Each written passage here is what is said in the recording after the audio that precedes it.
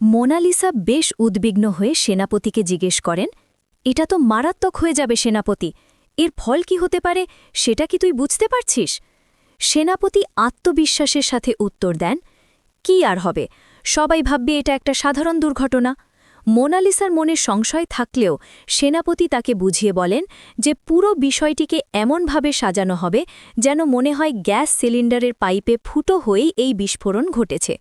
যেহেতু তারা বাইরে থেকে গ্যাস আনিয়েছেন, তাই কোনো বিপদ হলে দায় পড়বে কোম্পানির ওপর, তাদের দিকে কেউ আঙুল তোলার সুযোগই পাবে না।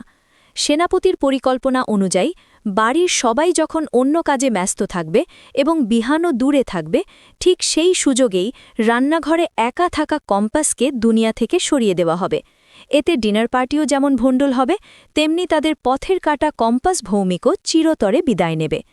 এরপর মুক্তি মোনালিসাকে উস্কানি দিয়ে বলেন, সুযোগটা একবার নিয়েই দেখো না মোনালিসা, সেনাপতি একদম ঠিক বলেছে। কম্পাসকে থামাতে হলে ওর নামের পাশে এবার পাকাপাকিভাবে ফুলস্টপ বসিয়ে দিতেই হবে। আর এই কাজটা এখনই করার মোক্ষম সময়। কম্পাস শেষ হয়ে গেলে আমাদের পথ পরিষ্কার হবে, আর তুমিও বিহানকে সারা জীবনের জন্য নিজের করে পাবে। এখন ভেবে দেখো তুমি এই ঝুঁকি নেবে কিনা।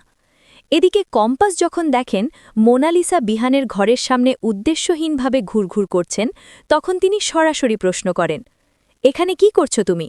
মোনালিসা পাল্টা উত্তর দেন যে তিনি এখন এই বাড়িতেই থাকছেন এবং বিহান তার বয়ফ্রেন্ড, তাই বাড়ির যে কোনো জায়গায় যাওয়ার অধিকার তার আছে। শুনে কম্পাস বিদ্রূপের সুরে বলেন, ও, গার্লফ্রেন্ড হওয়ার অধিকারে দাঁড়িয়ে আছো? তাহলে তো সারা রাত দরজার বাইরেই কাটাতে হবে, কারণ এখন তো ঘরে আসল বউ চলে এসেছে, আর স্বামী স্ত্রীর ব্যক্তিগত বিষয়ে বাইরের লোকেদের নাক না গলানোই ভালো। কম্পাস মোনালিসাকে আরও খেপিয়ে দিয়ে বলেন যে এখন থেকে তারা একই ঘরে একই বিছানায় পাশাপাশি ঘুমাবেন।